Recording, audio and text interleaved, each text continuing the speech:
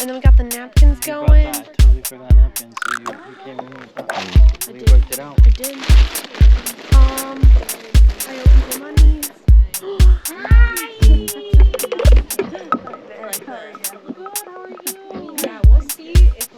Before the storm that I knew was gonna come, and so this helped me be brave enough to face it. So, flirting with thresholds is a gateway drug to passage. One tests first the rope bridge before entrusting it with the full weight of one's own life. Step into brightness the way you define it. The stop sign on the road are only octagons. Oh.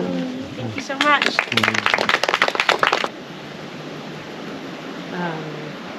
Am I loud enough for use this? Wind poem.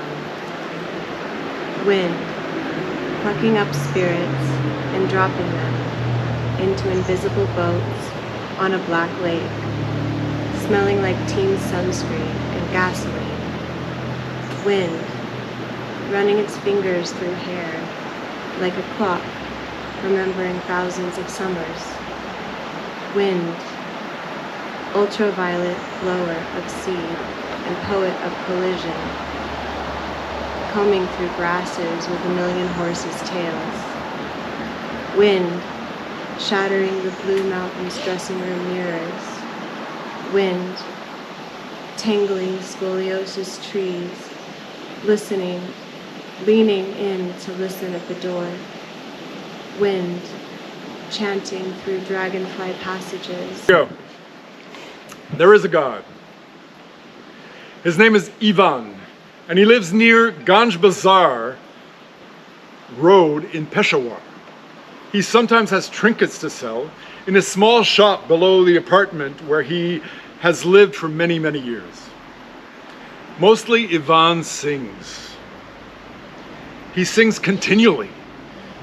From early morning after the speakers from the local mosque where the muezzins called faithfuls to prayer, to late in the evening where passers-by might listen at the window to Ivan singing quietly to himself. Or more often than not, to visiting guests sitting in the cramped apartment until late. He sings incessantly. Songs from a language invented, improvised in every moment. He extemporizes endlessly melodies, sounds, words. That is mostly all he does is sing. He is compelled. He cannot imagine life without singing. He would surely die.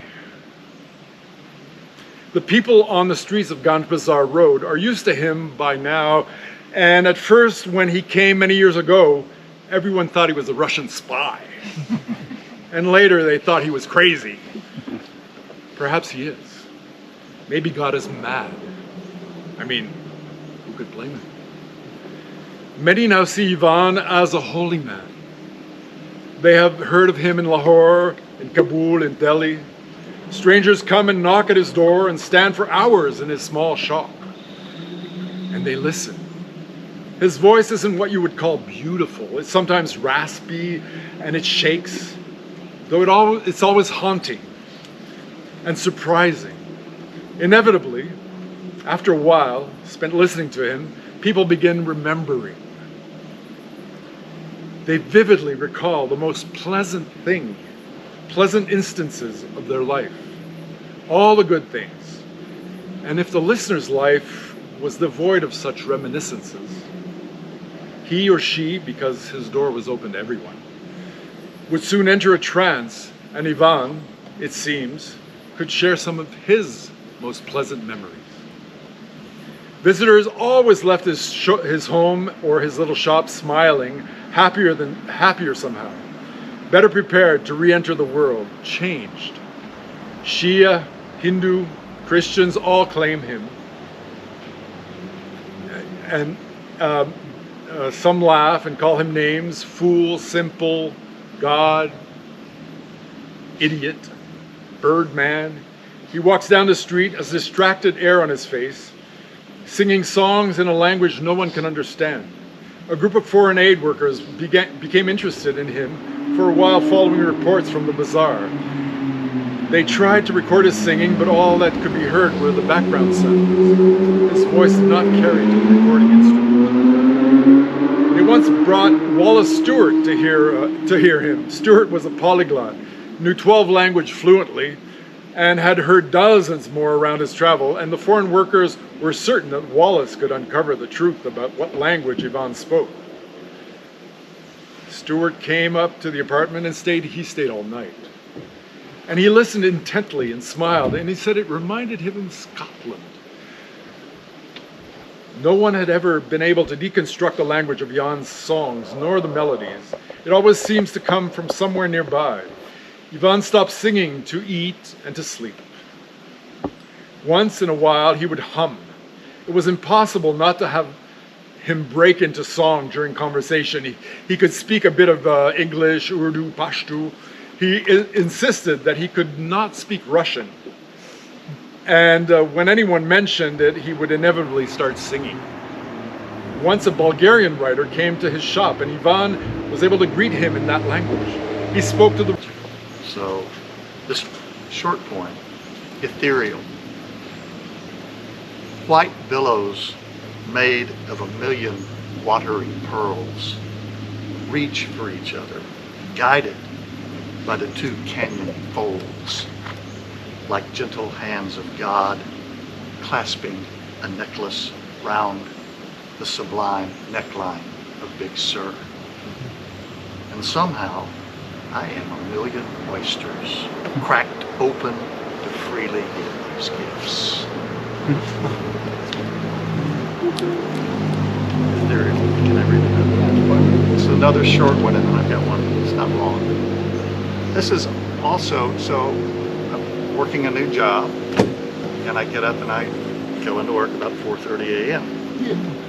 And it's magical walking out in that night sky. So this is early to work. The moon dancing a slow dance, arm in arm with the dark ocean, bathes gentle light over my ascending wings for another sacred day of toil. That's my poem. And then final poem. My sister, I was the baby in our family. I have three other siblings. The oldest, 27 years older than me. Yeah, I was born when Mom was 45. She was badass. She had her first, my oldest sister when she was 18. Me when she was 45. That's 27. And then there were a couple in between. So my oldest sister passed this year, and I wrote this poem for her. Sissy, in memoriam to my sister Sybil Louise Mash McClintock. With that last endless look into my eyes, she inspirited bluebirds and sparrowhawks to join fowl of paradise and prey. We both knew got nurtured into freedom and fierce kindness in the aviaries of our twin souls. Separated by 27 years, with the same mother and fathers of two different eras, she showed me art is essential for erasing generation gaps, unveiling to a boy's untrained and hungry eyes the beauty and elegance and grit of this one relentlessly undefeated native to Turtle Island, molded onto uncut handmade paper. On to an abstract Manhattan, blacks and golds and oranges, dashes of white, slivers of silver in shadows glowing off the canvas. Enough to make me hum Burt Bacharach lyrics before I knew of Penthouse Apartments. Sampans of the Orient imbue dignity to fisher people who cast nets in some distant bay, the boat's rippling purple waters into a slow and mysterious wake, brought close by unflagging generosity to share the lands she traveled at home on walls in paint. Untethered to as much as by these images, grand imaginings they spawned down into muddy and blossoming earth she went, for then rising up with the artistry of life and death. Directly after having a stillbirth child, my sister turned up to midwife the swaddled, if colicky babe called me, mother and pregnant daughter with beginnings and endings. Sometime after I matched her wings with those of my own, brother and sister fully formed, the sirens blared, bringing her out of retirement to earn money and decorating homes with art that pleased and challenged, showed what beauty without words can do when all else seems to fail, flesh and blood. I joined her in time, talent, and money to care for our stroke-stricken, aged mother 7 years until her death, which is no death at all, forever holding that particular look between us. Sissy and I are certain of it. Through the weeds off trail, disturbing darkness and staring you long in the eyes, tracing the face before mine, trailed you through the house, held you by the middle, searching for sweets and rarities to offer, and await your shaking like a plant with a drink, saying thank you once more and again. I hold dear the coast we comb, naked with our bodies and mountains we move through, though at times I seize, tortured with anxieties. But oh, the sleep denounced by conversation walking on its own, illuminating the night, from mind to ear from mind, most of which will not be retained. In sex and laughter, I saw who I was after, lying beneath my chin, sleeping right beside, waking with 2 cooling eyes, scaring away all doubt. Distilling clear the answer in no time at all, for that we had vanished in no time at all. For truly, it was quite quick. I stay with the feeling. Though memories become opaque, I stay with the feeling. For to have even the smallest of vision and cups overflow, why, heart has been planted, reforesting the meadow, gifting all beings a home. And when spring, it will grow. And when springtime comes. Sense to me, but I'm grateful to be here. So, we go. No title yet. Living largely on discarded sheep milk yogurt and stolen spirulina, I spend my days accepting delivery of high-end deck furniture, replacing batteries, and making love to a luminous ballerina in the midday sun. The truck driver from San Leandro is wowed by the view, which used to wow me too. I spend days discussing attachment theory with French large language models beneath ancient redwoods, and receive unsolicited offers to DJ at nudist retreats during coordinated worldwide meditations for peace. I volunteer my time to pressure wash the filth behind industrial kitchen dumpsters in exchange for afternoons of soaking in the seaside sulfur baths, and filling my free box tote bag with bruised bananas and disposable cups brimming with instant coffee, enough to keep me going for another week. Living the dream, but unsure if it belongs to me or someone else. In the Oranges of Hieronymus Bosch, I find historical confirmation of the incredible velocity with which time seems to move out here, as well as mention of the strange lights in the sky that continue to persist. Just last night, the ballerina witnessed an unexplained orb from within our sunset bath. Novelty, I have found, can be a powerful antidote to the acceleration of time in nearly all places but here. To reach flight above and below. There it goes, like the river flow, like the silent hum, the distant drum, setting the stones, the rattle of bones, the honeycomb lung, lavender leaks, the opening peaks, and shows its smooth head. No lives, no ridges, just a passing of presence. Stay still in the water while the blue jays yapper and reap the bread that's been baked for this holiness, for this ecstasy, the cool mountain mist.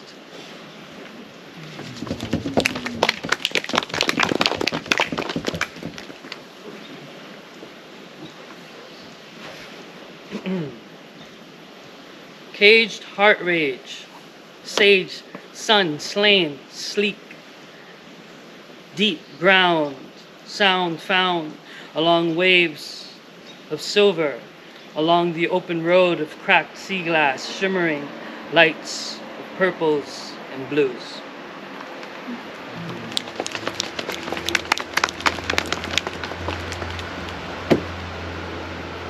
All right, and I have one more here.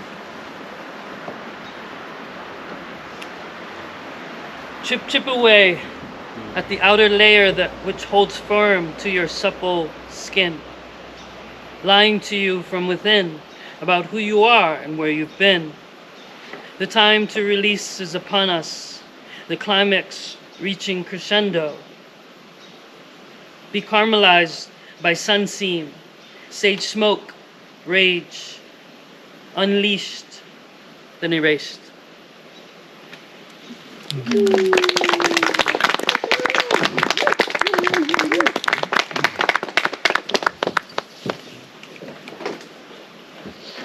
Of solemn stripes and decored face, of high ceilings and hiding place, of tipped spikes and smiling facade, of over streets and alleys I have not trod, of drooping doors and lowly knocks, of tolling bells and marching clocks. These vaulted rafters I do not know, or dare to seek what they do show.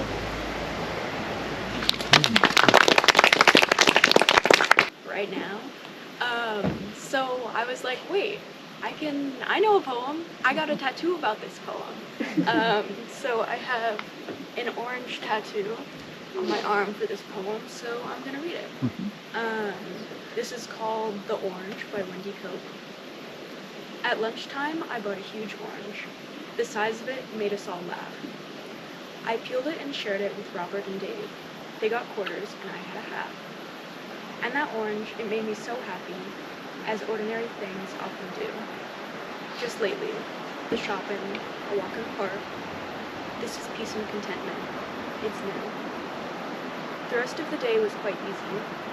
I did all the jobs on my list, and enjoyed them and had some time over. I love you. I'm glad I exist.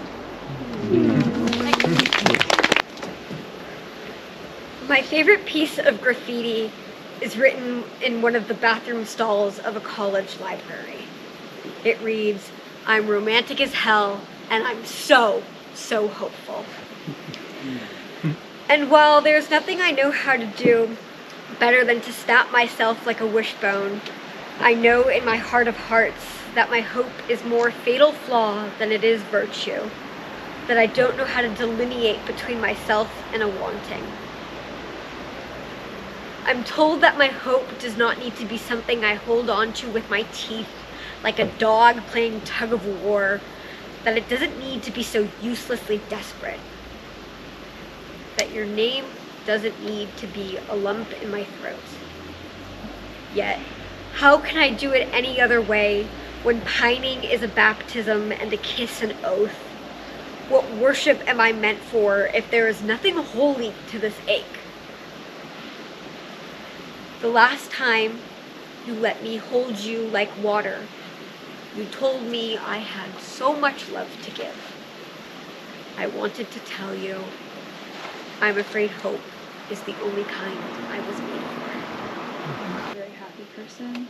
This is how I let my sadness out. I'm a simple girl in a complicated world. Muddied ankles bring a tear to my eye, but no one wants to see someone cry. All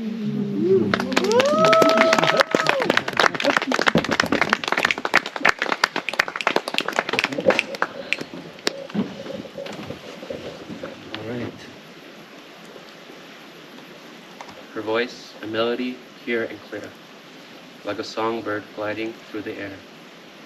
Her laughter, like music, fills the air. There's nothing that can compare.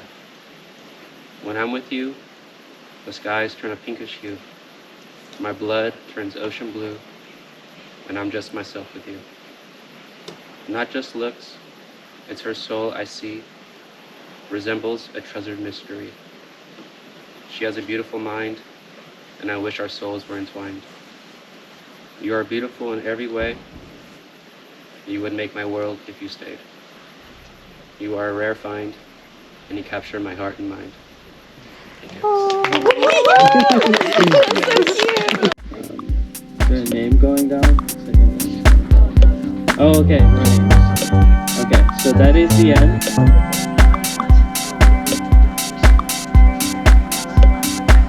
Yes, thank you. Yes, so if you want to donate to the Henry Miller Library, of course, this is an amazing place, amazing space. Yeah, please do that inside. It's that inside. Pass out on the table.